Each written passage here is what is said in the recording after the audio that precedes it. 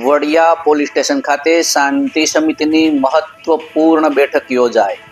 નમસ્કાર, સહજ ન્યૂઝ સાથે હું છું ગોપાલ ભેસાણીયા.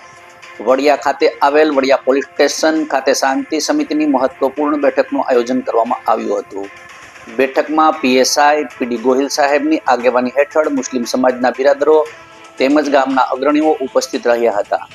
આ પ્રસંગે વડિયા સરપંચ મનીષભાઈ ઢોલરિયા, શૈલેષભાઈ ઠુમર તેમજ પત્રકાર મિત્રો ભીખુભાઈ હોરા, કિરીટભાઈ જોટવા, જાવેદભાઈ બાલાપરિયા, પરેશભાઈ પરમાર, રાજુભાઈ કારિયા, જીતેશ ગિરી ગોસાઈ અને બ્રહ્મ સમાજ પ્રમુખ અશ્વિનભાઈ મહેતા હાજર રહ્યા હતા.